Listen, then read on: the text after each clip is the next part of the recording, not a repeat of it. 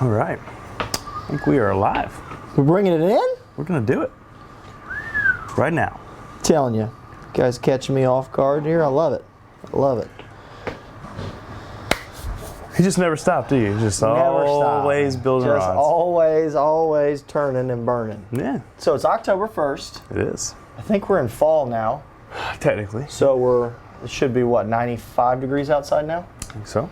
So that's good. We've been kind of lucky the past few It's a good start. Few days, few weeks. It hasn't been Hasn't been too bad. But It's been blowing though. yeah. It's been a little much for me, to be honest with you. And dry too. We haven't got a lot of rain recently, but you know, hey, I'm okay with that's all right. That's all right. backing that off for sure.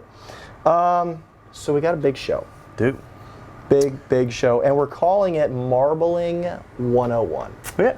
So we got the whole team here. We got Nicky Mintz and Jay Bird and Guffey, Taylor, and of course, the man, Hunter McCain. Cool. So yeah, we're doing walk us through the show a little bit. So yeah, we got a couple. We're not just doing the standard marbling. We're gonna mix it up just a little bit. We've got we're gonna do a demo on magic marbling, which is kind of cool. You can customize and do a few different colors for your grips and your even some real seats if you wanted to. Yep. So magic marble, kind of a cool product. We're gonna do some. What's the second thing we're gonna do? We're gonna tint our guide wraps. Yeah. So for instance, if you're working on a black guide wrap, and maybe it's come out kind of charcoal, and you want to really make it black, right? Yeah. Or even white too. Right. I'm gonna show you how to tint your guide wraps. Yeah, because like you said, I mean, it's one of those deals where if having the complete blacked out kind of thing has been pretty cool in the recent years. And of course, when you've got one of maybe the elite pros, Yeah. and you're like me, who's just kind of basic and likes to throw black guides with a black thread and all that stuff, you can really like kind of make that thread wrap even look like a deeper, richer black. Just add a little tint to it, and then it kind of like glosses it up and really makes it. Yeah. So it goes well with that. Absolutely. That black and satin. then to finish it up, we will do our basic marbling, the how-to. And we got a couple tips there for you as well. We're going to show kind of the basic, kind of two different techniques as far as actually putting the paint and then, doing the marbling technique. You got the blotch, I guess you call it the blotch, technique. And then we're going to mix it up and do something actually color preserver. We're going to throw that in the mix, show you how to make. It's going to be interesting. It's good. It actually, we had to fine-tune this technique a little bit today with Brooke here at Mudhole, so he helped us out and showed us a few tricks and tips, and we're going to pass it along to you guys. So, well, that's the fun part about all this deal. So, why don't we'll go ahead and get it started? What do you think about that? Let's do it. Let's go. There is nothing wrong with your television set. Do not attempt to adjust the picture. We are controlling transmission.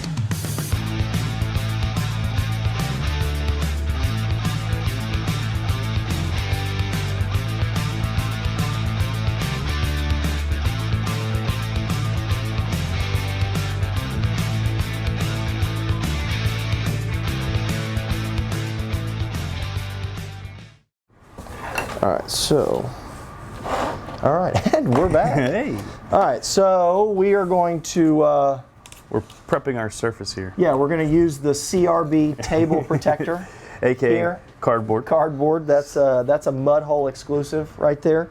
So that's used when you're on... Well, that's, a tip for you guys that get in these cartons of blanks and stuff. Instead of just toss them in the trash or, recycle them as well. But you can also recycle them in your workshop and use them to cover up your tables and, That's what I do. I cut them up into... Yeah, the wife doesn't like the, the marbling on the table and the epoxy and all that. Yeah, don't do it on mom or the wife's dining room table. So I'm going to arbor this up here just so that we can put it in the RDS. And what are you going to start with? Well, we're going to start with the magic marble. So magic marble, well, I guess we can start with the pigments over here. So they come in these jars here. And of course, we have all different colors, and the guys can throw some links in there for you to check out. So this is it's a pigment paint, basically. So what we're going to do is We're gonna bring in our trusty, what is this, water or a tea jug you got from Publix? That's earlier today. That's the CRB water holder. Water retainer holder. Yes, yeah, absolutely. Gotcha. So basically, what you're gonna do is first we're gonna start with pick out whatever components you want to use. We've got some cork grips up here. You can also use whatever reel seats you want to use. Any other ideas on components you could magic marble? I think. I mean, it's real actually pretty much anything. not even rod building specific. Yeah. Anything. I want to say the last time the show was done, we didn't. I think Guffey had called in sick, or his dog was sick or something, and he wasn't here, and we magic marbled his coffee cup. That is true. So I think we did the coffee cup live on air. So you can go through and do somebody's stapler or maybe the remote at home or something that can be immersed in water that you want to be decorated. You can do any of it. Now there are a couple little tips and tricks that if you notice here on the table, we've got a couple cork grips, right?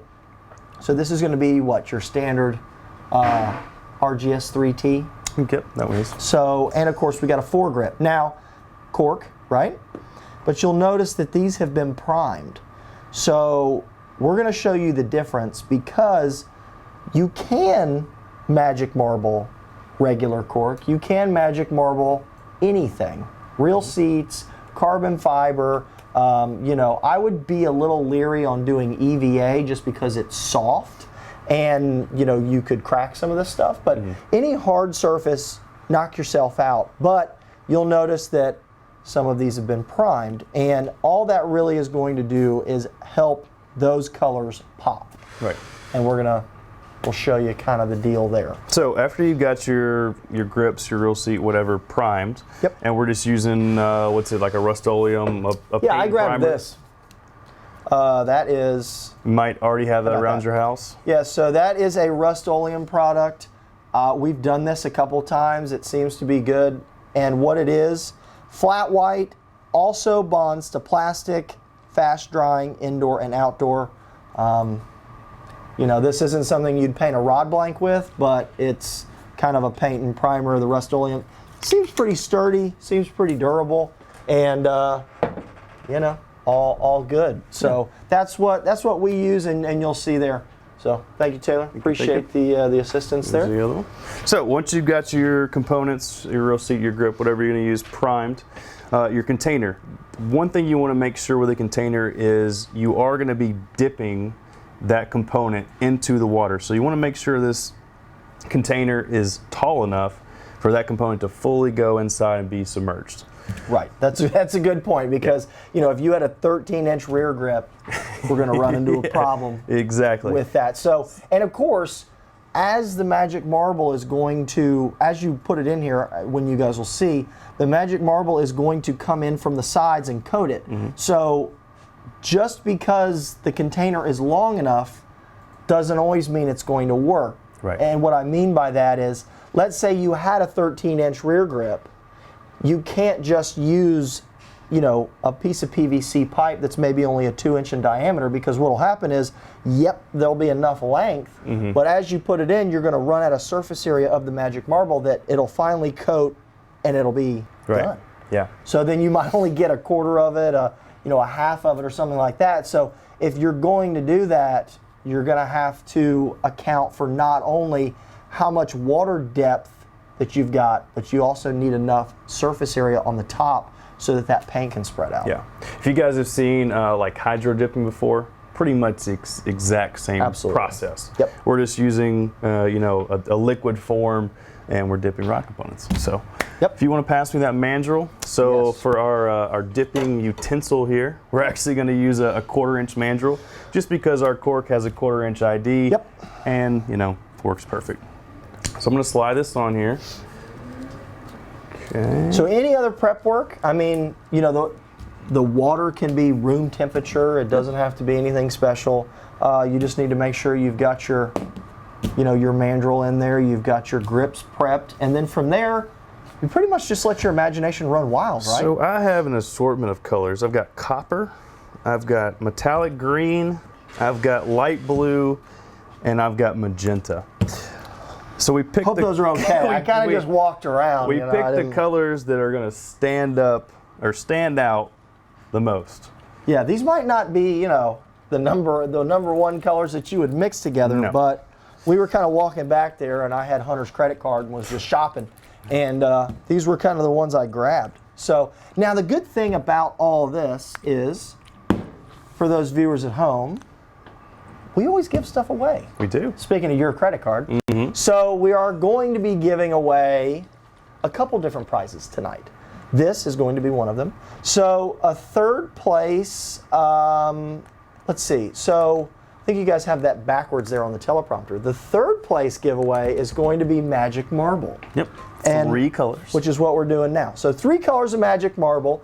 Your runner-up is going to be the CRB Marbling Starter Kit, which we will kind of, they'll put some links in there, they'll walk you through, we'll talk about that a little bit later. And of course, the grand prize will be not only a CRB Color Series rod kit, but you're also going to get a professional marbling kit with that as well. So you'll have a color rod kit that you can pick your, you know, your guides and your grips and all that stuff. But then you're going to be able to have a marbling kit to go along with that to really make that pop. So those are going to be the giveaways tonight. And of course, for those that don't know, we're doing free shipping. And I know you've heard that before. We've done free shipping for $150 and over. We've done free shipping for $99 and over. It's free shipping. So you want to order one guide, free shipping. Free shipping. You want to order $250 worth of stuff, it's free shipping. And of course, those oversized still apply. It's the 8 foot and unders. That pretty much covers a ton of blanks back there. So that's going to be going on right now all the way until the end of the year. So that's big. So, you know, there's no need to freak out anymore if you get your order in and, you know, you're like, oh man, That one guide. I didn't order a tip top. Or let's say your customer calls and says, hey, you remember we talked about that custom decal? I'd really like to get one. So now you don't have to worry about kind of those extra charges. So that right there will take care of it. Free shipping completely on retail orders. And that is, what was that? That was the contiguous, that's Puerto Rico, that's Alaska, Hawaii, right? Believe so. Or is it just the 48s and...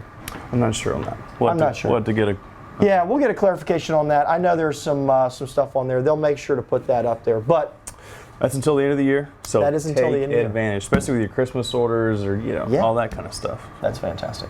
Cool. So, awesome. Well, let's get started. Let's have at it. So we have our, as you guys saw, make sure you shake these up really well. Sometimes the pigment likes to settle on the bottom. Yep. So you want to get that all mixed up. Now, you will notice there is a cap in the top of these, so they do a drop or two at a time. And you don't want to go too crazy with this stuff. I mean, it's definitely, you know, a little goes a long way. Oh, for sure. Right. We're gonna use all 4 colors. I'm just gonna do 2 to 3 drops of each. Yeah, why not So- just get wild? Okay. All Yeah, colors. We can. Yeah. So, start with blue. And you can see it wants to like run across the surface, Yeah. which hopefully you can. I think you guys can see there. Yeah. Yeah. See, it just sits on top of the surface. It actually Yeah, so doesn't you're not gonna go see to the anything. bottom. Right. Okay, cool. So let's go with our second color here. Actually. Hey, you Nick, got? Nick, will you hand me that piece of paper, that white piece of paper there? We'll do I a want to back. see if that actually might help. Just trying to dial it in here a little bit. What do you think about that? Is that going to be worse or is that better? No? Take it away. Take it away? Okay. All right, so color number 2. We ready? Let's roll. So we're gonna add a couple drops in here. And you can let's- see kind of there that green parted where the blue's at. So that's kind of how all that's going to. We're gonna come in with our copper. Couple drops there. And then last, the pink. Let's go heavy on the red. There you go. Dance it around. How about that? Pretty One good. more? One more? How about that? How All right. about that? Now, we're gonna actually do a slight mix with these. Uh-huh. So if you can hand me. Do you want a stir stick? You want that? I'll just use this, I guess. Okay. Yeah. So when you go to do this, you want to be very careful. You really don't want to break up the paint too much. You kind of just want to make your own little design, kind of move them around a little bit, Yeah. incorporate all the colors. And the great thing about this, while he's mixing this up, you know, when you do this, it really does not matter if you use the same colors every time. It's just going to be one of those situations where you're not going to be able to duplicate it. So you'll always have a custom look to it, even if you're using the same colors. Right. So that's cool. You know, there's some items that are like that. There's some that aren't. You know, thread work isn't always like that. But anytime you mess with these marbling pigments, the magic marble stuff, that's really going to give you a very unique look. All right. Paper towels? Paper towels are over here. Thank you for remembering that. Yep. So I'll let him get some paper towels, and you guys will see why in just a second. So when you actually dip this, your grip into the paint or into the water, when you go to pull it out, you want to stop. And when you stop, you want to, either you or maybe you got somebody that can help you, you're going to pull away all the excess paint from the grip itself. So You're talking about me? yeah. Okay, all right. You're my assistant. Oh, fantastic. All right. Assistant to And here we go. regional manager. Fantastic. Here we go. So if you guys can see, hopefully in there, I'm gonna kind of swirl it I was around. going to say, you can turn it a little bit. You can kind of do that, right? And once it's All right. coated, Yep. Keep going down, and then yeah. Let me assist you here. thank you, appreciate that. Should be in like a white tuxedo or something, right? So basically, Chris is just pushing away all the excess paint that was there before, and when I go to pull this out, Hang on, look at this. okay, Yep. it's not gonna be there. And there we have Hey, pretty dope. our crazy colored grip. Yeah.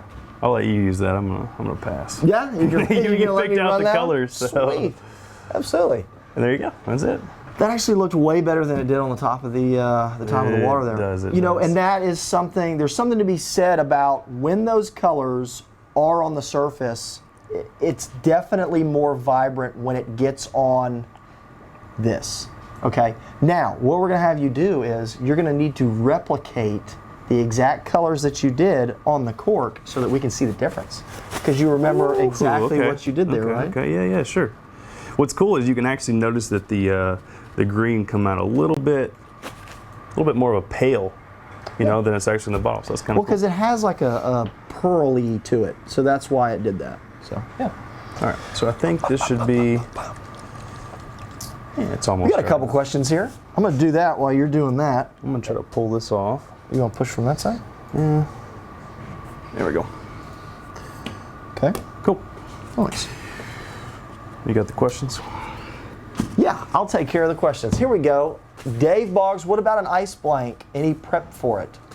I'm not quite sure what the question is. Is that in regards to grips? Is that in regards to the blank itself? Dave, come back for me there, bud. We'll get that answered. John, is it best to use high build for rod marbling? Tell you what, I don't have a preference. Now, some people will say absolutely yes. Some people will say no, I use whatever. To be honest with you, I don't think it really matters. What I would do is I would match what you're using on that rod just to make it easy for you. You know, that way if you're going to use high build on a big saltwater rod or something like that, just go ahead and use the high build. You know, some people do use the high build for it, but I don't personally. This is my honest opinion, so don't hang me for this one. But I don't really think it matters. I think whatever finish that you're comfortable using and that you like, just use it. There's no really reason to go out and buy a bunch of high build if you're going to start marbling. So don't worry about that. Dave, dipping the blank, is that what we're talking about? So what I would do is, you know, it's one of those deals. I would make sure that you take the gloss off the blank. So some of those blanks do come with a little bit of gloss on it. I would probably steel wool it, something like that. That will allow the paint to stick a little bit better.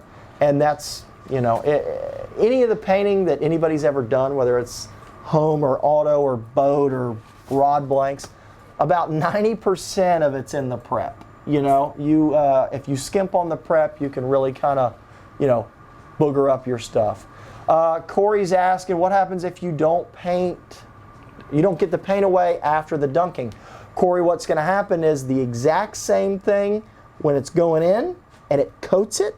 if you go to pull it out and that's left on there, it's going to coat over the top of it. So, you know, you might want that look, but most of the time it's going to booger it up because you might be using almost all of the paint and then a little bit left over, and it might kind of just cover it halfway, or there might be kind of blotches in it, or that's why we try to wipe it all away. It's the same thing, like Hunter said, in hydro dipping. You know, you put it in there and you let it go. So, Walter, how long before the marbling is dry to the touch? If we're talking about this magic marble, because it's wet, it will be a little bit. I mean, this is still tacky.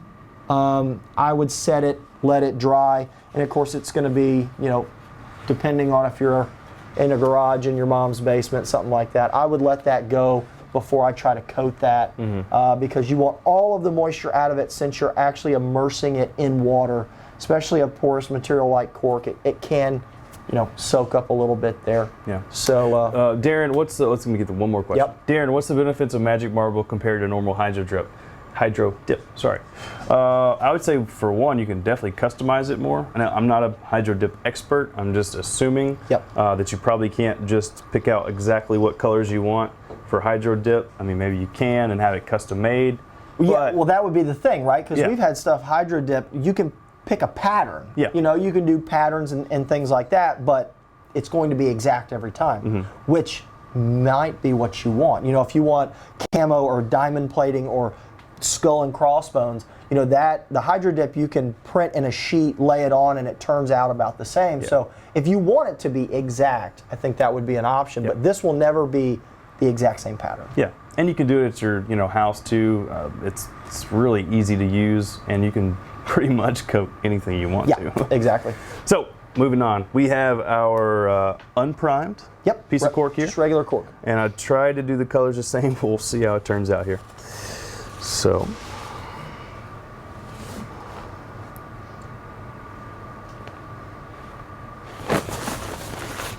ready? Let's do it.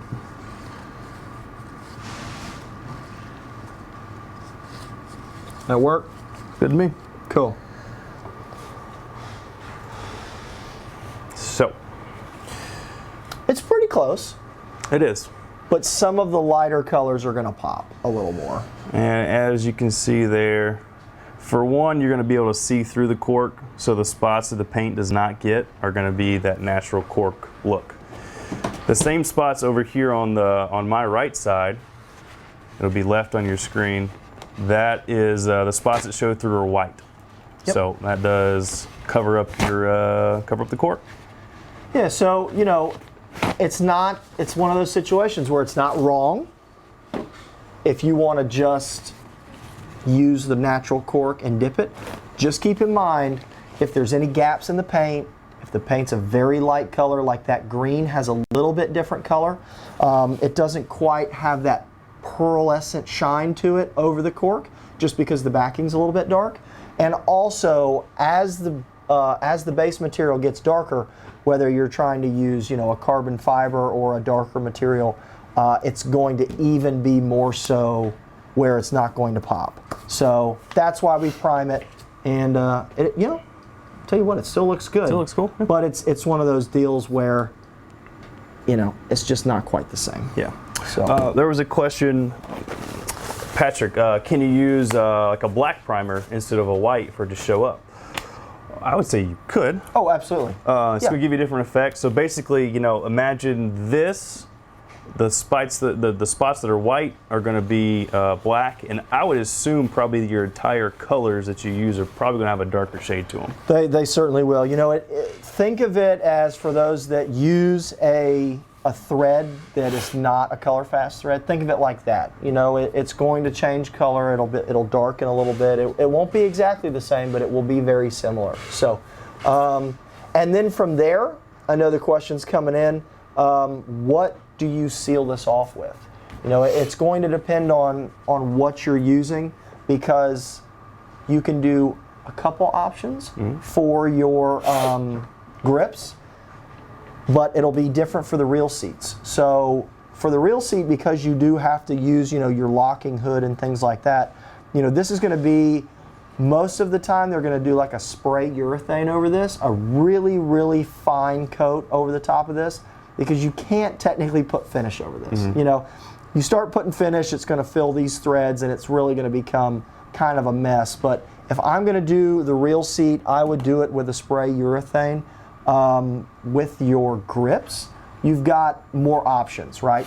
For the ice rod guys, you know, most of the time, you know, they're sealing the cork anyway, whether they're using like a spar varnish and multiple coats, like they're dipping it like you would dip like a lure or something, or of course they're using the same spray urethane, or they're just using Pro Coat. Yep. So that's pretty much that. Jeff, what's the prep needed when doing a reel seat? As do you rough it up or just as is? Okay, so Jeff, there's a ton of reel seats out there. If you get a reel seat that is just a basic graphite, this is the CRB palm swell type seat.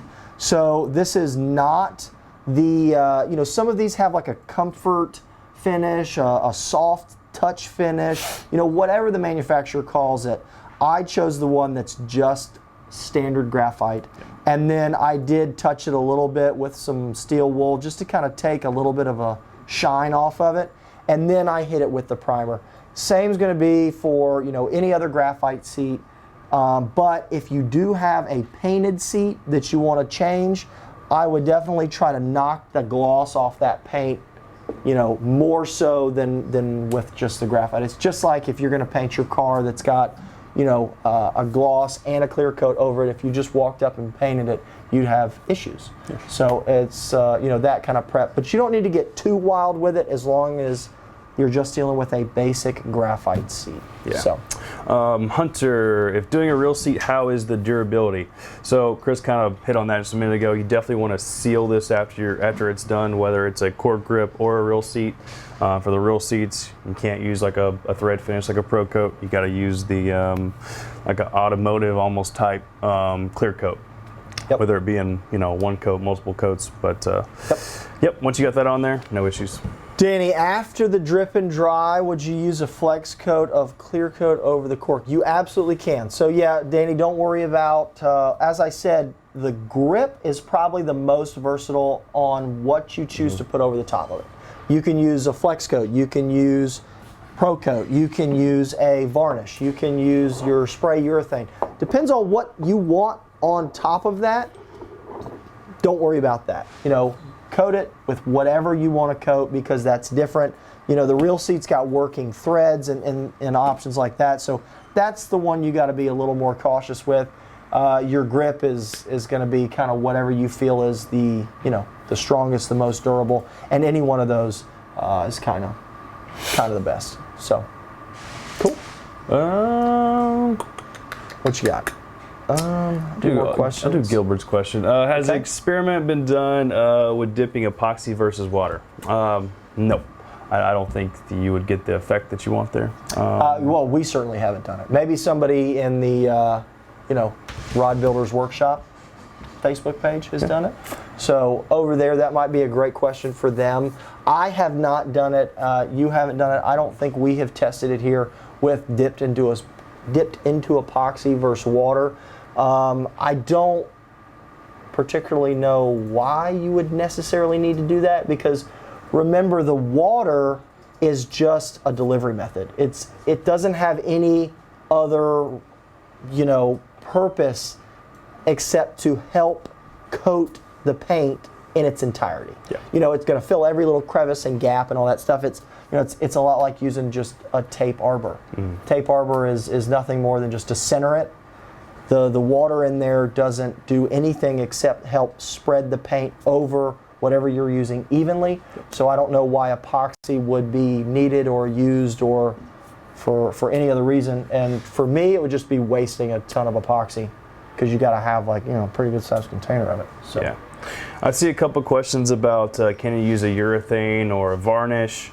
I would be careful doing that just because of, you know, you know, the materials such as, or the products like permagloss, and maybe that's what they're referring to. Yeah. I'd be careful. That might have some bad reactions on, I don't know. Well, permagloss especially. Yeah, I don't know it's because I haven't touched it. It's really harsh. It's pretty bad. But just anything that's that, like, you know, spray urethane, we've done that. Yeah. You know, any of those spar marine type stuff, I don't see being an issue with that either. Yeah. You know, and if, you know, you really are questioning it, a really thin coat of Pro Coat would be also a great option for your grips. Cool. So, yeah. Well, let's do a giveaway. Yeah. What do you think? Let's give something away. Why not? So we're going to be giving away 3 colors of Magic Marble, and you know, we might throw a couple extra in there that we've been using and testing and whatnot. So y'all get a winner here coming in. Shoot us one over, and that is going to be Melanie Sandlin. Sandlin. Isn't that Sandlin? Yeah. Oh, Sandlin? Melanie Sandlin. Melanie Sandlin. Perfect. Fairly easy name. Yeah, you know? So far. Yeah, right. Yeah, exactly. It's early in the night, everybody. It's early in the night. They love slinging curveballs. So, all right. Let's move on. What are we going to do now? So let's show how to tint some epoxy. Tint some epoxy. We can do it. Is that me? I think that's you. All right. What are we doing? You're gonna do the black, right? Yeah. Yeah, we'll do that. And you want the marbling pigment? Yes. So I'm going to draw some Pro Coat out.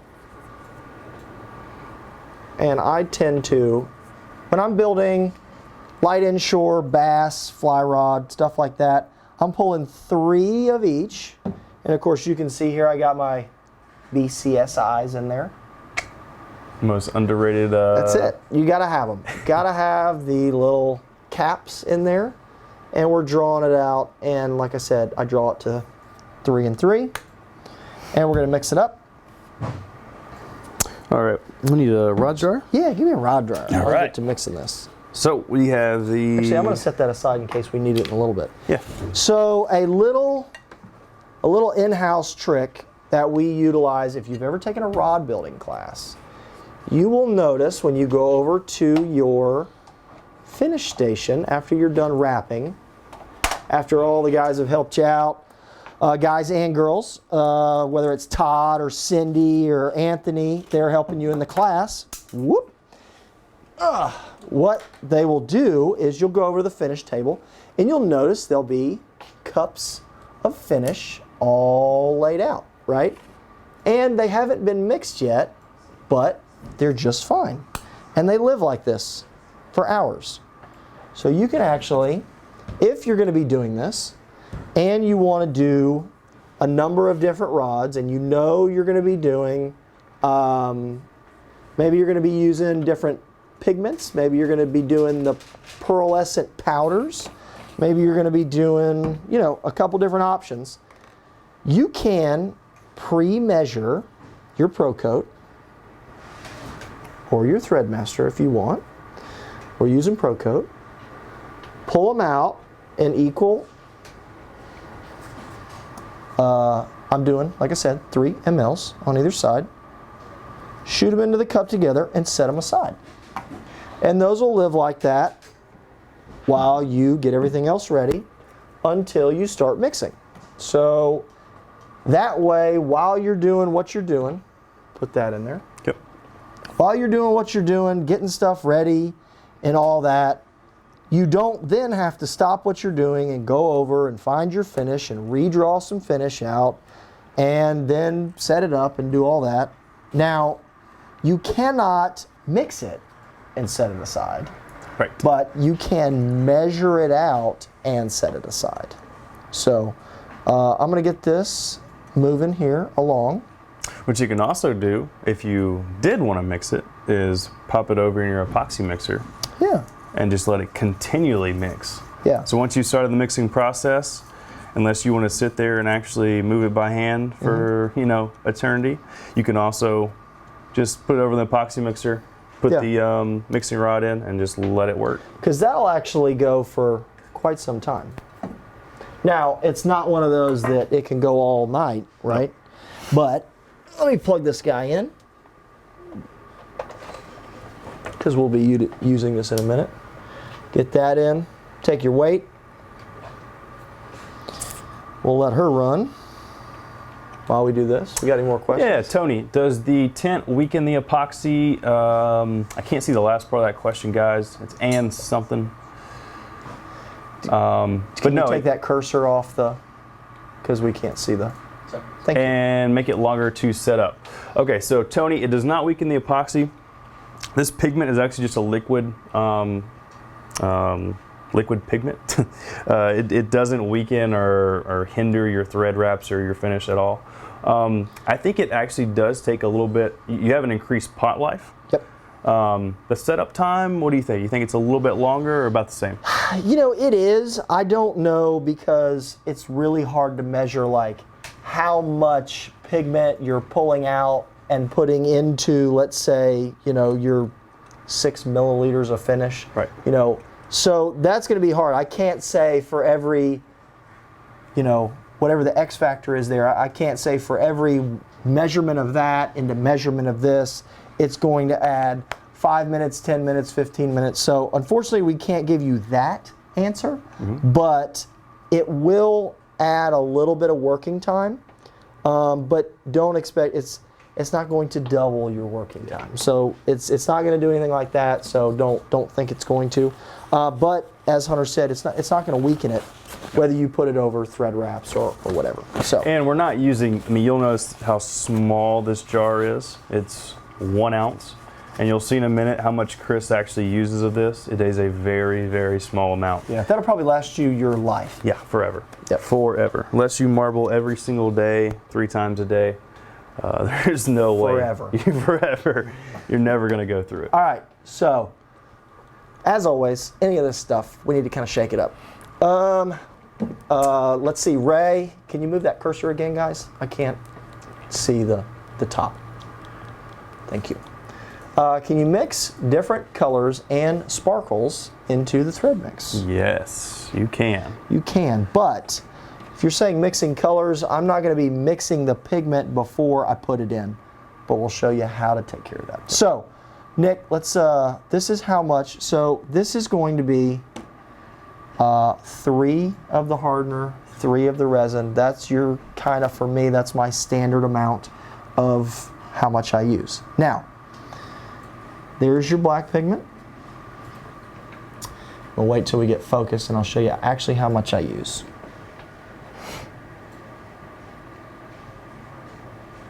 That much is how much is going to go into this. And it's going to turn it completely black. So you can see all I did was maybe, I don't even know if that was 1/8 of an inch of dipping it in there. I don't think so. 16th. So, yeah. So now we're going to roll this around. I'm going to put the cap back on this. Yeah, because that's another thing we don't want to get all over the board. So when you guys, if you're thinking about taking up marbling, a couple things you definitely want to have plenty of. Mixing sticks, the little paper sticks or whatever they call there. Yep. Mixing cups.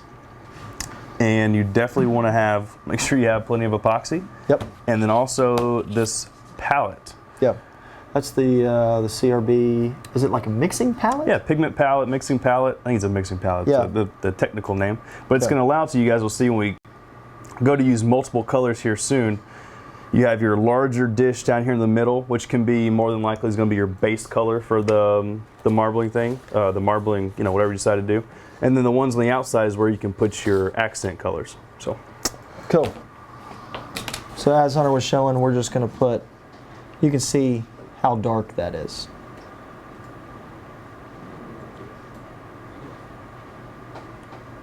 So it pretty much looks like black paint at this point. And for that, somebody used that one. So all I'm going to do is take my guide wrap and we're going to just add some black finish to it. I want this going the other way. I always like my rod blank spinning towards me.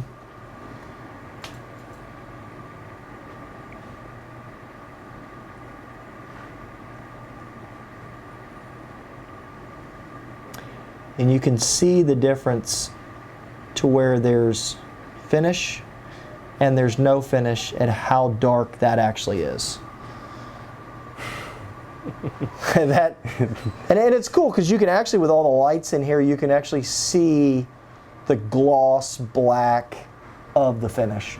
So if you're looking for it to be completely blacked out and glossy, this is what it's going to look like. Chris, Dustin says you're the best rod maker that he knows. That's from Dustin Pack. Oh man, he needs to meet some more rod builders. I tell you what, that's I tell you what, man, he's a heck of a tarpon fisherman over there in Tampa. If you guys want to go tarpon fishing, that's the guy you need to look up. He's a good one. You also got another question there from Shane. Does the pigment help pop bubbles? Does it help? No, I don't think it helps. I don't think it really does very little to alter the finish in any way.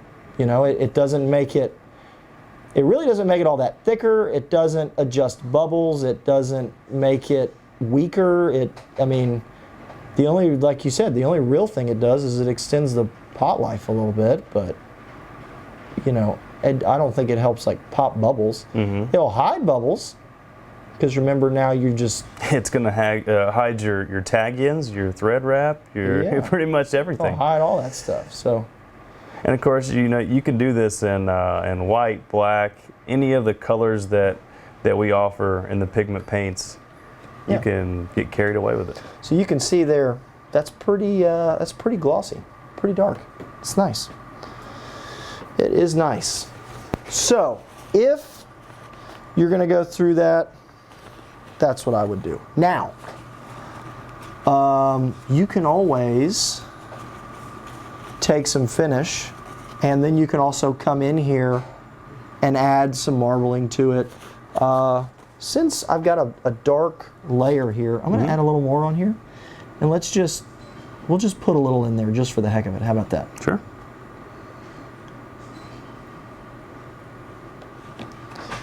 All right, give me the white. Okay, you want the white. So again, this is our marbling pigment. And then, I'm not sure, do you want one of the metallics yet or no? No metallic. We'll show those in a few minutes. So we're gonna kind of use a little side deal here. I'm gonna put a little in there. Gonna use my palette. Maybe like a little Bob Ross vibe, you know, maybe do some happy trees or something. Nothing wrong with some happy trees. I don't quite have the hair for it. You need a perm. Yeah, no perm. All right, so again, we got the white. This is probably even less because we have less finish.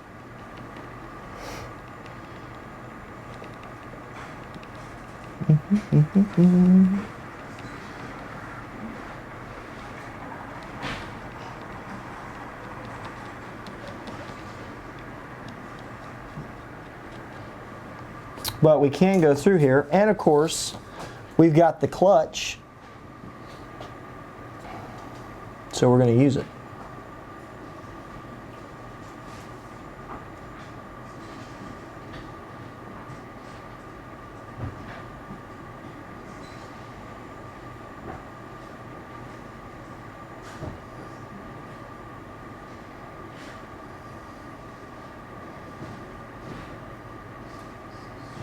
And you can see it's wanting to kind of swirl around it because the finish is new. Okay? See how it's kind of running? Yeah, it's running, it's kind of molding in there, right? So it's going to turn into like this kind of weird hazy look, right? If you don't, and this is why I wanted to show this on this, because you know, you guys hear me talk about hot finish. So that finish is hot, right? It came right out of the mixer. We're putting it right to the pigment. We're taking it right to the guide wrap. So now it just kind of looks smoky. The reason it looks smoky is because technically it's kind of smearing. And you can see I can kind of dance it around a little and just make it kind of look wild, okay? It just has a little bit of a smoke to it. Now remember, if this was a longer guide wrap or something like that, it's going to kind of elongate the whole pattern. If you were to add heat to this, which I'll show you, because I don't want you to do this and ruin your deal. If you add heat to this, it's going to make it run even more, and you're going to lose some of the effect. I want to pull that to the side. The what? A little pellet. Oh yeah, because it'll drip in there. There we go. Boom. See, it's starting to kind of just blend in, and you're losing a lot of it. Now, it's just changing shape a little. It's running a little bit. It's just one of those deals that if you go at it too much, you're going to drip it off and you're going to lose the effect. So you can see it sagging there on screen, and all that's doing is pretty much just mixing together. So be very careful when you're putting your pigments together, when you're marbling. If you're going to do some of this stuff and you want very defined lines, and we'll show you how to do that even more so a little bit, but if you want very defined lines, let some of this stuff set up, because then it's not going to want to run and sag and mix together. So those are kind of 2 or 3 demos in one there. Yeah. How to tint it, how to add a little bit of kind of wave to it, and then how not to booger it up. Yeah. So we had 2 very similar questions. Actually, one's from our buddy Ubi. They're asking.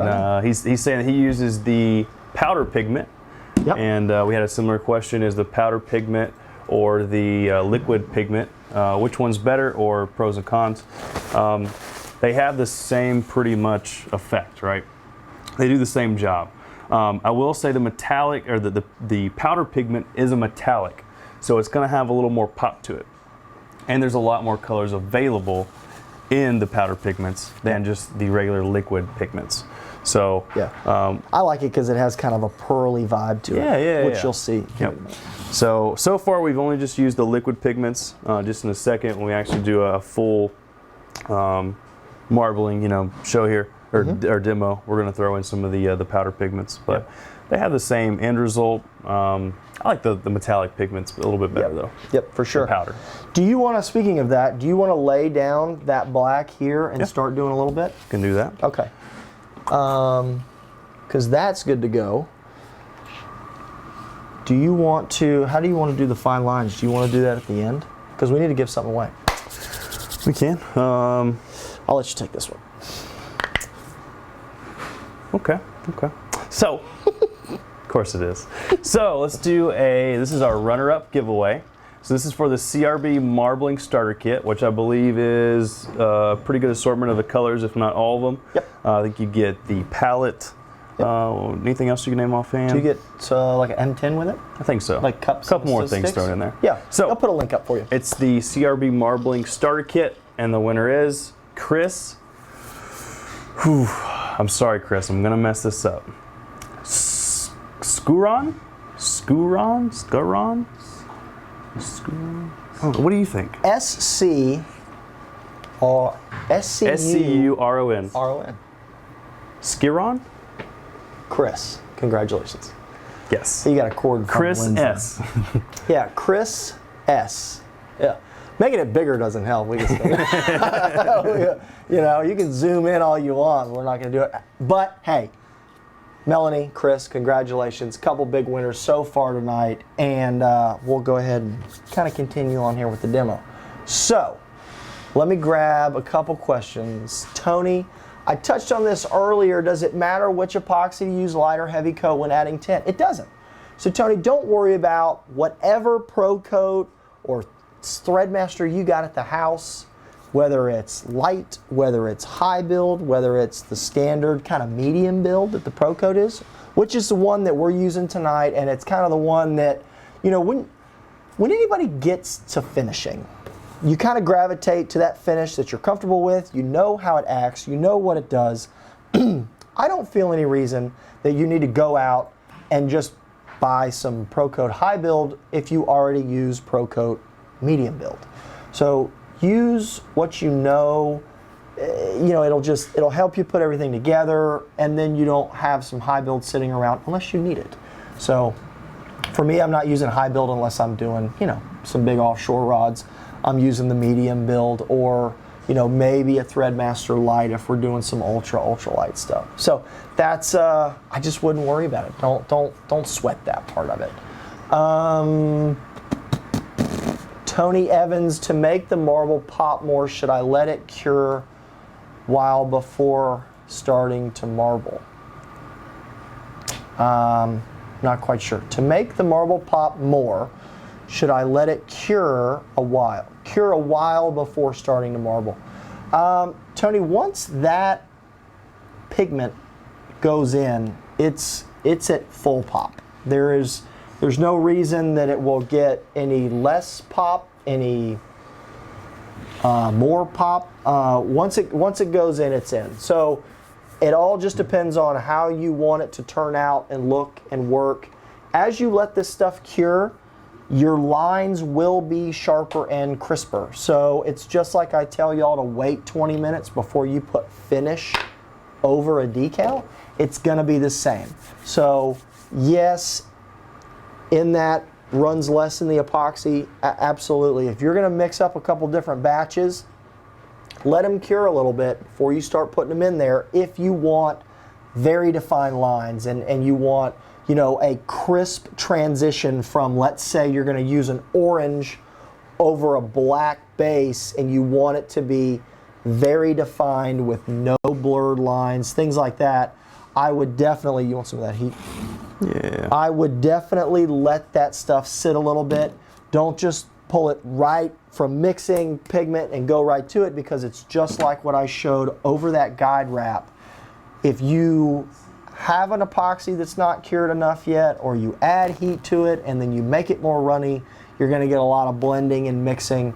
And if you don't want that, obviously you're going to want to make sure that it's cured. So, all right, Hunter Man, what you doing? You're going to lay down some a nice black base so we'll be able to see it. You want me to? So you want me to sprinkle out some? You want me to do the straight lines, or what do you want? Well, we can do. Or you want to go next, and then I'll do the straight lines? What do you think? Well, here, I'll get that one mixing. You can do. Why don't you do some powder? Okay. Do some powder, and then we'll do the lines on the last one. How about that? Cool. All right, so that's ready to rock. Okay. You can pour in that, and I'll make sure to get you a little bit extra here, so that we can show some different colors when we do that last one too. Does that work? Sounds good to me. So this is actually a pearl, not necessarily a white. So again, running with the metallic colors. Now keep in mind, I believe, did you say that earlier, where you can mix the powder in with the regular pigment? Because sometimes you want, if you want the pigmented color that is the liquid pigment and you want to add some pearl to it, you can just take the pearl white. Is it actually just called pearl? Yes, I believe so. Yeah, it's just pearl, P-R-L. So that pearl will actually pearl out any one of those liquid pigments. So, sorry if we missed a little audio there for a second. Apologize for that little glitch there, but we're back. We are back. All right. I have all my powder pigments. Okay, so you got the gators. Got them ready to go. Got the gator colors ready to go. Got a big game coming up against Auburn. Oh boy.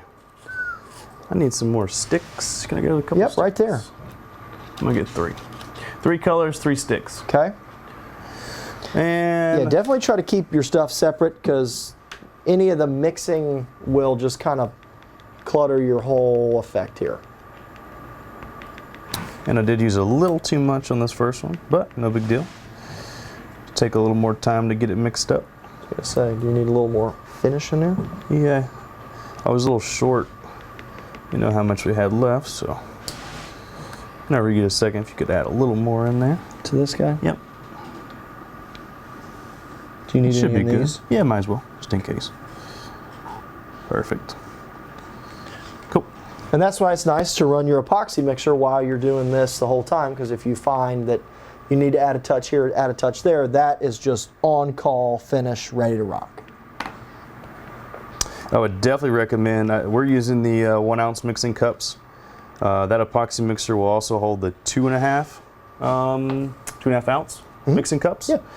So if you get a chance, grab a sleeve of those. That way you can mix one big batch in the beginning. Especially any of that offshore rod stuff, and you're using, you know, you guys just flat out use more epoxy than I would if I'm building a bass rod or a, you know, fly rod or something, right? Right. Right. Right. John's got a question. When doing marbling on a white rod, would you do a base with white pigment? Like on black rod, would there be a big difference if you just use clear epoxy base on either? There will be a difference if you use a white pigment. The reason for that is, if you're using just plain epoxy, and this would go towards what you want the look to be, because I'll use the analogy of, you remember when we do a tiger wrap, for those that have seen a tiger wrap? So with a tiger wrap, you're putting thread, epoxy, thread, epoxy, thread, epoxy, you know, and as you add layers of epoxy, it gives a little bit of depth to it. So if you're putting epoxy down, like a base layer of epoxy, and then there's a white blank underneath and you're just using clear epoxy, there is going to be a little bit different effect, because now you're adding depth between the marbling color and your white base.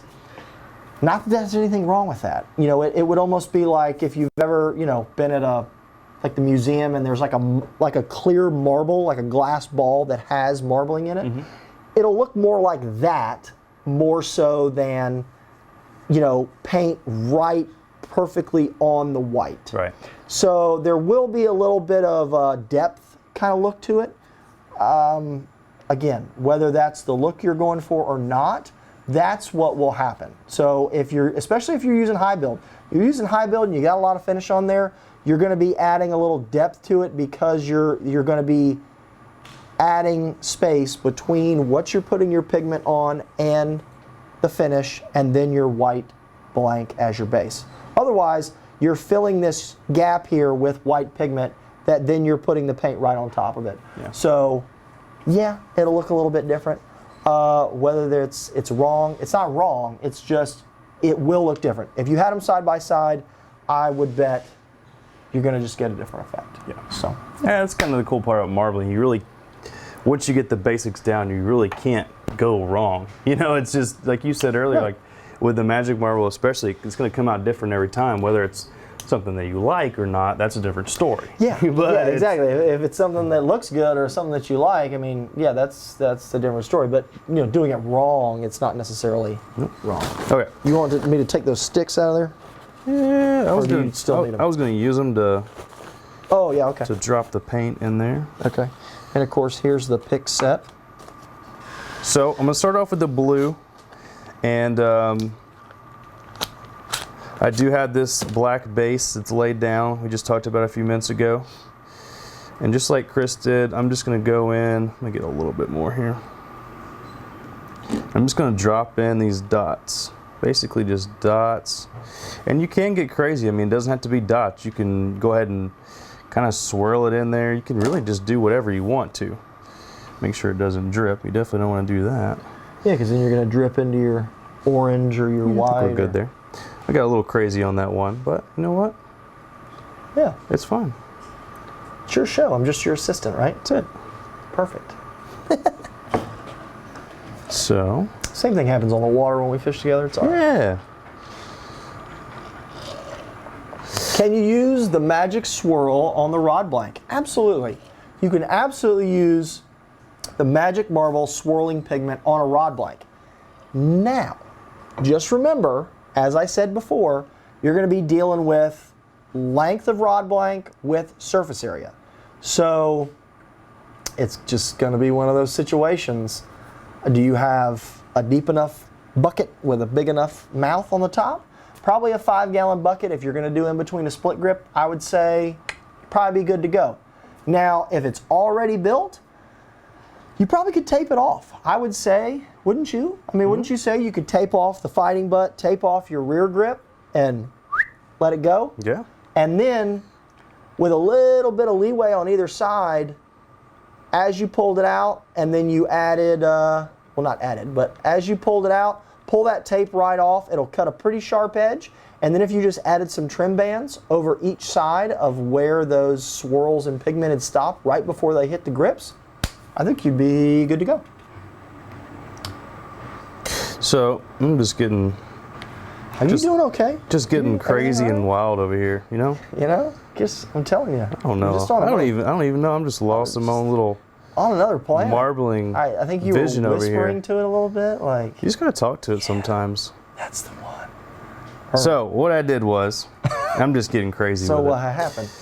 I went ahead and dropped a couple dots here and there, just kind of by themselves. Then I went in and did kind of colors over top of each other, just because.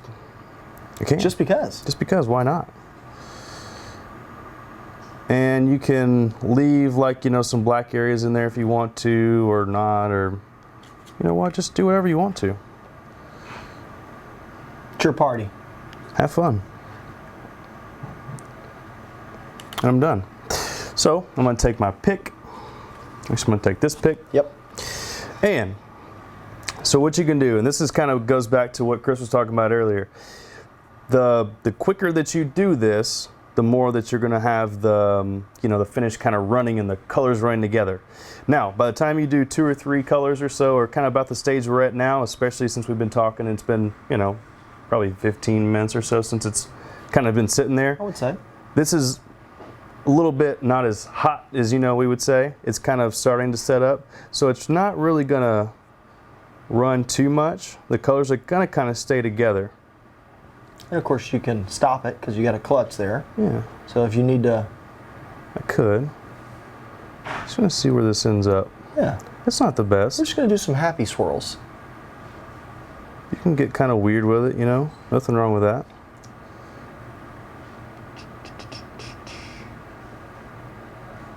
As you can tell, I didn't do very well in art school. No? But to me, That's all that matters, right? it's like a Picasso. Picasso, yes. It's a Hunter McCamey. Chris and Heather asked, so can you do the whole blank this way? Would adding this weight to the rod make it handle differently? So this way, are we talking about what we're doing right now? You could do the whole blank just like this, but yes, you would change it. Now, if you've got an offshore rod that is, you know, let's say you're taking what's like one of those 4.5 footers, one of those 5 footers, you're putting it in like a unibutt, you're probably going to coat that whole rod anyway, because most of the time those offshore guys will take, you know, take a 4.5 footer, a 5 footer, add a unibutt to it, put 5 maybe AFCO rollers on there, put some big under wraps and thread work and some stuff like that, and then coat the whole thing. If you're going to do that, probably not going to tell a difference. You're just going to have a really cool kind of, I like that. That actually turned out really good. Especially when you see it there. Right? So there it is right there. $5,000. You guys can own this right here. It's a Hunter McCamey original right now. And free shipping. Wow. So if you're going to do, you know, your offshore blanks, yes. If you're going to put all this finish and marble and pigment and powder pigment and try to do, you know, an ultralight, like a 6.6 ultralight, it's going to change it quite a bit. You know, It's going to adjust the flex. It's going to add some weight. And I just personally wouldn't recommend doing it. But, yeah, so absolutely. Morris, absolutely. You can do this over guide wraps, 100%. Right here, when I did the liquid pigment and added it on there, showed some swirls, you can do it right over this guide wrap here. I wiped it off because, you know, it was looking a mess, and I just didn't want it to cure because I didn't want it to get in the way. But yes, you can take this exact thing he just did, put it right on a guide wrap, and you're good to go. Yeah. So Actually turned out a lot better than I thought it was going to. absolutely. Yeah, turned out Probably great. could have used a little more white. Kind of the orange turned a little copper color. That's kind of cool. Yeah, I think it's great. Yeah. So It'll beat all of them and next week. You don't you don't even have to actually swirl all the colors together. You know, if you just want to do the streaks. Yep. You know, if you can do the colors on top of each other, and then do small little streaks with your pick off from there. That looks super cool. Yeah. And we're going to show you another method here in a minute that's really cool. Hopefully it will blow your mind I think so. because it was pretty cool for us. All right. So You want to take over? yeah. What am I going to do? Am I going to do the? I'll do it. We're doing the strings here. Yeah. Okay. We'll show it real quick. Cool. All right. I got some finish here. You got some finish for me? All right. Yeah, I'm going to so- put a little base down real quick. All right. Are you going to use that black stuff still? Yeah. There right should there. be enough in here. Okay. I can. You want me to add a little to it? Or is it? I think I got enough. You want to pull some out of there? Because that's the same stuff. Pull some out of there. Let me get this out. And I'll get another one mixing. Yes. Just because we're going to need it. So we can do multiple colors. I'll let you show what the trick is, Okay. and then we'll show it on a blank. Any other questions? Nothing yet? I'll mix that. I'll mix this one by hand.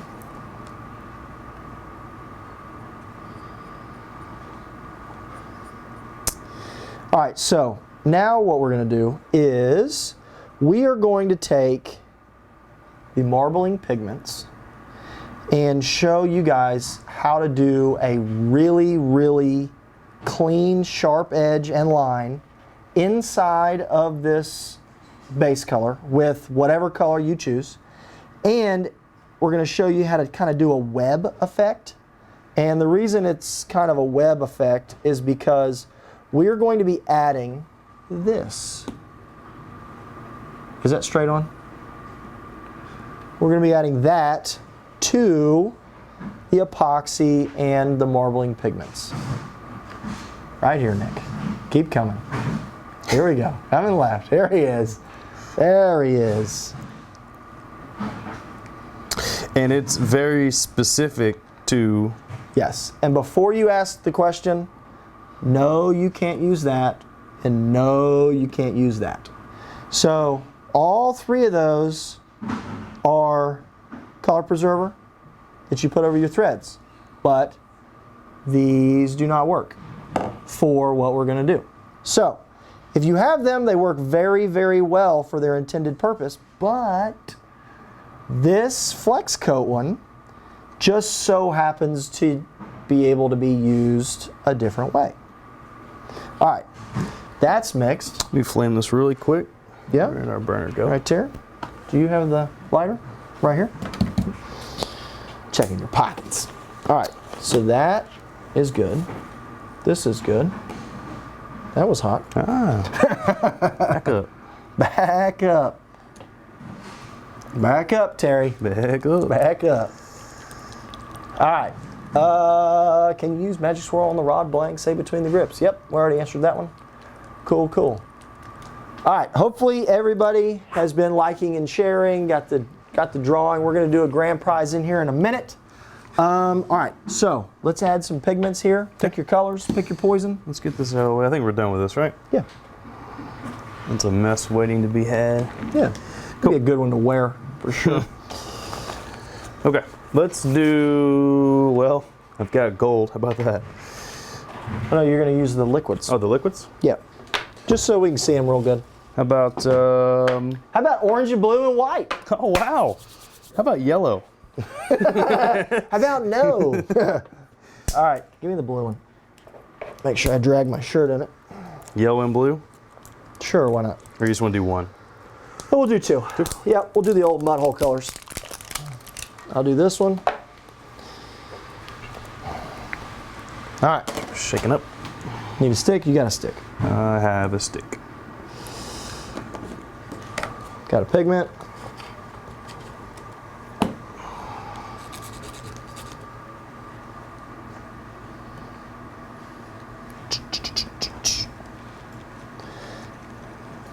All right, got blue coming along.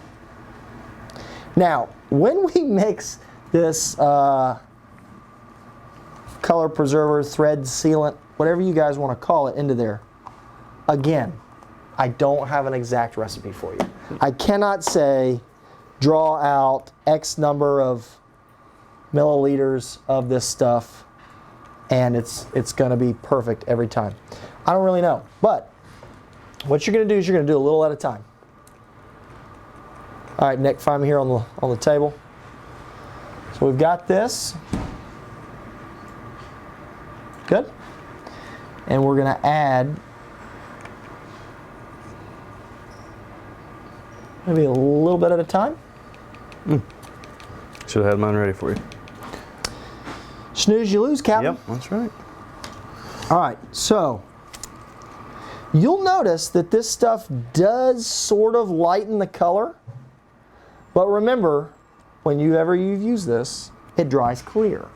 So it will not turn it, you know, it's not going to turn it white, or it's not going to turn the blue into a really, really light blue.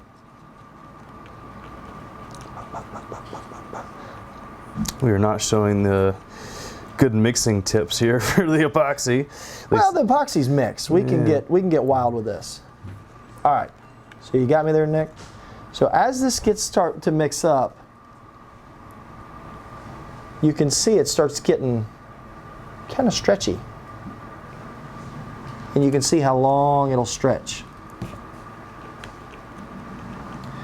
This one's getting pretty, this one's about right. All right. See, you can see what it looks like now. That doesn't look like regular finish. Okay? Looks like I got like a little bit of bubble gum in there maybe. So, because then what happens is then you can stretch it. See, like that? Just kind of get this like weird stretch effect to it. So, Go ahead. I'm going to lay a little of this down. Good here?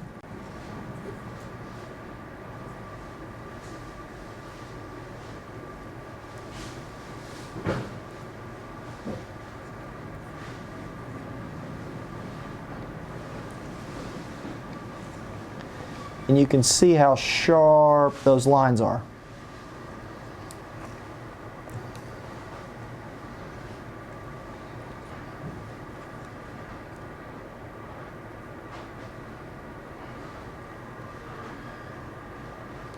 And as you stretch it, you can make the line thinner.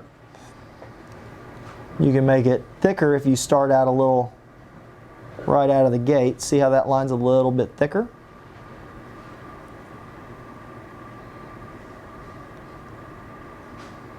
And it starts to thin right out.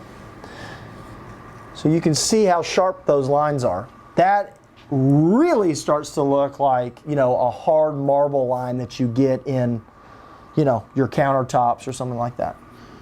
Mine's a little too thin. Yeah, you're good.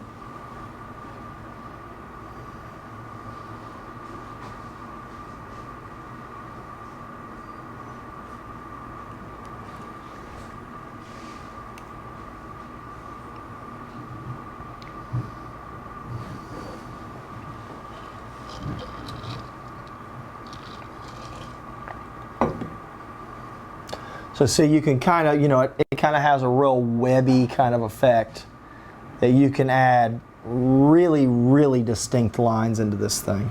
Whoa. Yeah. I'm gonna do one more and then we'll. See here, we can lay, maybe put a little bit more black down and then we'll.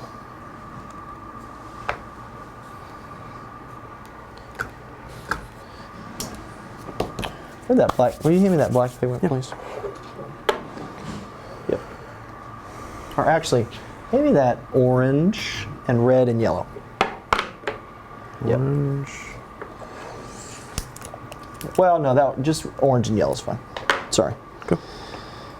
I thought that didn't have it, but yeah.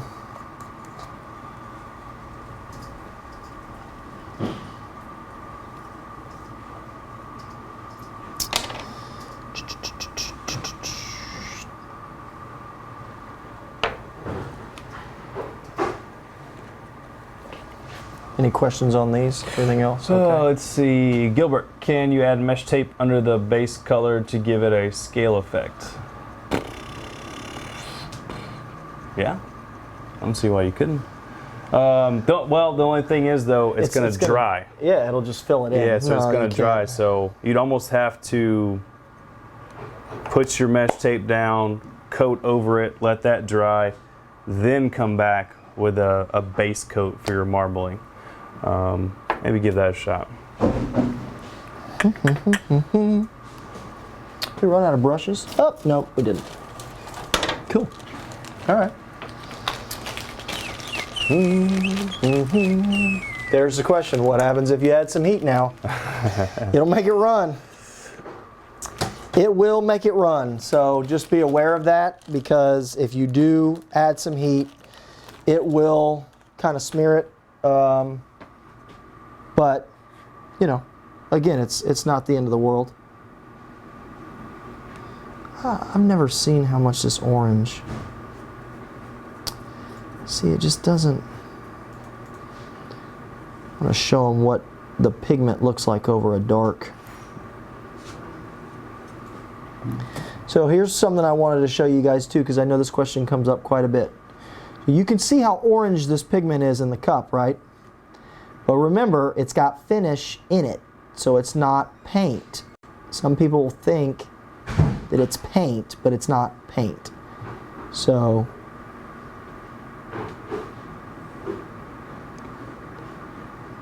it does have to be very thick on it if you're going to cover a dark blank.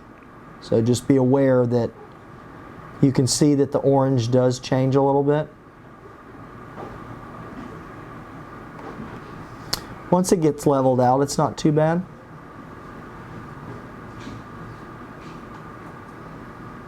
But you do have to put quite a bit on. Yep.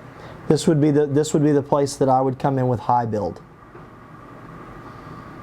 That would help out, because you see if I wipe it, it's very clear that there's a dark blank underneath it, and you can see it dripping off. So remember, the pigment, it's pretty good at, you know, changing the color of the finish, but it's not like painting the blank. So that's just something to be aware of.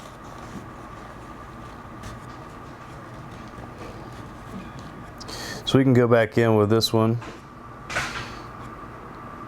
And since we're dealing with a lot less colors, I'm just going to come in and do a few of the little streaks. Try not to mess it up too much. And if you get really good at this, and you can probably find some videos or some information online, a lot of guys will do the flame patterns, which are really, really cool. You know, if you want to do some red, some orange, yellow.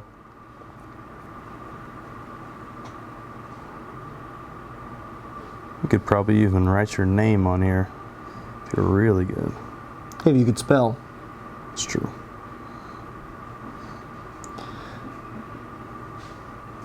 So now remember, we talked about what happens if you've got really hot finish and you're putting some of this over. See, it wants to streak a little bit. But remember, that's what you're going for.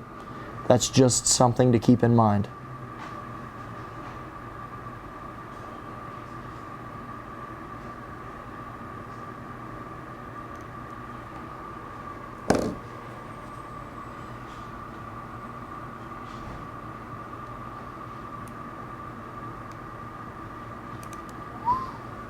All right.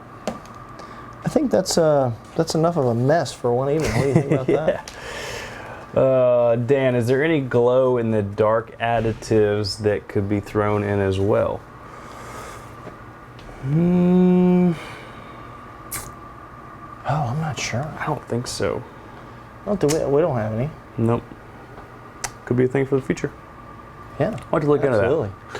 John, how do you get rid of the bubbles in the lines you just made without putting heat to it and causing the lines to smear? John, that was me being sloppy. So thank you for noticing that. That was me just working too working too quick and smeared it on there too fast. Bubbles like that, they should kind of migrate their way out. But if you do put heat to it, it will smear it. So just be aware of that. When you're working too fast and you mix bubbles in, that's what happens. Yeah. So, yep, absolutely. That was just me working too fast. That's all that was. So I just added bubbles into it, and the pigment holds it a little bit. So yep. You could also use these instead of just taking it out of a mixing cup. Yeah. You could use one of the foil dishes. Well, the foil dish is how we put finish on in general. We don't typically just go right out of a mixing cup and right onto the blank because those bubbles do kind of dissipate out when you use that. So, all right, grand prize winner. Let's do it. That's going to be a Color Series rod kit, CRB Color Series rod kit, and a professional marbling kit all together. We might throw in a few little odds and ends here that we've been working on with this evening, and that's going to be Donnie Elliott. Donnie Elliott. Donnie Elliott. So congratulations to Donnie and all the other winners. We had Chris, we had Melanie, right? Melanie? Yeah. I think it was Melanie. Cool. All right, so hopefully you guys learned a little something. Hopefully you've got a few tips and tricks to take back to your basement or your rod building workshop there at the house. As always, make sure to follow along at the Mudhole Lives Rod Builders Workshop Facebook page. That's where we answer a ton of questions. We do a pre-show, obviously. Now we're going to do a post-show tomorrow, answering questions. Hopefully you guys will put up tips and tricks. We've been seeing everybody that's been kind of leading up to the show so far this week. We saw some really cool thread wraps with marbling over the top. We saw some people trying some different things. And as always, we love the fact that we've kind of helped, actually y'all have helped build a great community there. It's over 2,000 members. I know last show we had hit over 2,000, and I know it's just constantly increasing. So everybody's pretty civil in there. That's great. Nobody cops an attitude, which we don't need in there. So that's great. It has become a very good community of showing off your builds, asking questions, people giving tips and tricks. That's been a really, really great thing. And what else? Oh, of course, the free shipping. I know we talked about that. Free shipping, that is on all retail orders. That's going to be until the end of the year. And anything under 8 feet in length, that kind of mirrors the same length restrictions that we had before. So anything under 8 feet in length, and that's on every order. You want one guide, you want one decal, you want one hat. Coming at you, free shipping. Don't have to worry about, did you forget something in your last order? So, is there anything else I'm forgetting? I think that covers it. So, it's becoming that time of year where a lot of people are doing a lot of rod building for friends and the holidays and the new year and stuff. So we will be ramping up. We will be jumping back into our winter schedule of, I think we're doing it every 2 weeks now. Yeah. So October 1st, which was tonight, we'll be doing it. And then not next Tuesday, but the following. I don't know what that date is. That's pretty easy math, but all these lights hinder the math. October 15th. That's going to be the 15th. So anyway, that'll be October 15th at 6:30 Eastern. We'll be back here in the basement. I know, I'm glad that Nikki Mintz thought that was funny. I appreciate that. So anyway, we appreciate y'all. Congratulations to the winners. Jump in that Mudhole Lives Rod Builders Workshop Facebook page. If you've got any questions on any of this stuff tonight, don't hesitate to call the great sales crew up front, and or hit us up. So we got a little shopping to do in the back. Get these winners stuff out to them tomorrow. I got your credit card at my desk already. Awesome. And for the guys behind the scenes, Guffey and Taylor, Jay Boy and Nikki Mintz, you are, as always, Hunter McCamey. Chris Adams, thank you guys very much. We'll see you next time. I'll see you October 15th.